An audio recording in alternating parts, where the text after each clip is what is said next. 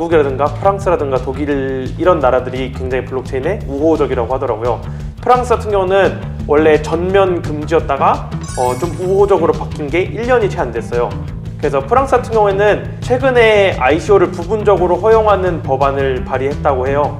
ICO를 진행하는 프랑스 법인의 회사가 그 백서에다가 프로젝트의 계획이라던가 아니면 뭐 법적 분쟁 절차, 코인의 기능 이런 것들을 적은 백서를 프랑스 금융위원회라는 곳에 제출을 하면은 부분적으로 국가가 이제 검토를 해서 ICO를 허용해 준다고 해요. 이 국가 정책으로 ICO를 금지하는 곳이 있고 국가가 가이드라인을 정확하게 줘가지고 이거 할 수 있게 만들어주는 국가들이 있죠. 에스토니아와 몰타 대표적인 국가인데요. 국가들에서 피는 정책들을 보면 사실 스위스에서 주쿠라는 도시에서 크립토밸리라는 걸 만들어가지고 ICO에 대해서 어떤 토큰에 대해서 성격을 정의를 하죠. 페이먼트 토큰, 유틸리티 토큰, 시큐리티 토큰 이렇게 세 개로 나눠가지고 각각에 대해서 어떻게 하면 어떤 코인으로 분류가 되고 그렇게 분류된 코인은 어떤 법을 따라야 한다 이런 가이드라인을 주고 규제를 하는 걸로 알고 있어요. 싱가포르의 우빈 프로젝트라고 있는데 통화청이 하는 거거든요.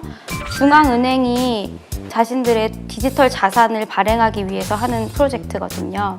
이 프로젝트가 칭찬할 부분은 되게 단계를 5단계로 나눠서 싱가포르이 딜로이트랑 협작해가지고 단계별로 그 유효성을 검증하려고 했다는 점, 그리고 정책적으로 기술적으로 민간 기업들이랑 협업을 해가지고 어떠한 연구 결과를 도출했다고 하는 점, 그런 점에서 이제 싱가포르이 하는 우빈 프로젝트에 의의가 있다고 할 수 있겠습니다.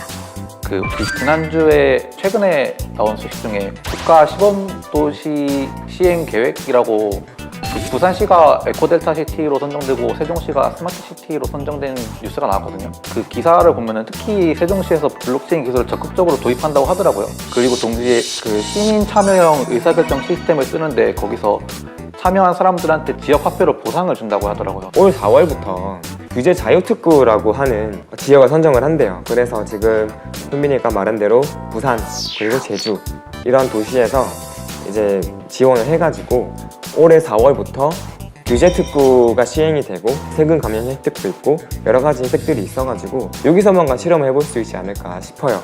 거기 그 사업에 암호화폐 거래 중개업도 포함되나요? 제가 알기로는 이제 규제 샌드박스를 법이 만들어져서 시행을 해서 신청만 받았고 아직 이제 정부에서 진짜 타당한지라고 이제 검토를 하고 있고 거기서 이제 사실 블록체인 업계를 해줄지 안 해줄지는 사실 모르는 거라고 일단 봐야 돼요. 기업 입장에서 좀 리스크가 있는 부분들이 있는 것 같아요. 이제 돈이 오가는 거고 자산이 오가는 거니까 여기에 대해서 세금도 매겨야 하고 제가 알기로 일본이 아마 세금 정책을 시행하는 걸 알고 있거든요. 일본이 어떻게 했는지 이런 것들을 좀 살펴보고 거기서 좀 가져올 수 있는 정책들이 있을 것 같아요. ICO 정책보다는. 그게 좀 더 중요하지 않을까라고 생각을 해요. 지훈 씨가 독일, 프랑스, 영국을 얘기해줬잖아요. 지금까지는 원래 스위스, 뭐 몰타 이런 데는 사실 굉장히 소규모 도시국가 개방국가라서 한국이 그 정책을 따라한다는 건 사실은 맞지가 않아요. 왜냐하면 그쪽하고 한국이 좀 모델링 해야 되는 건 다른데 독일, 프랑스, 영국에서 그렇게 했다면 이제 한국 정부 정책 담당자들도 충분히 좀 공부를 할 수 있는 기회가 열렸으니까 좀 많이 참고를 하셨으면 좋겠다라고 생각합니다.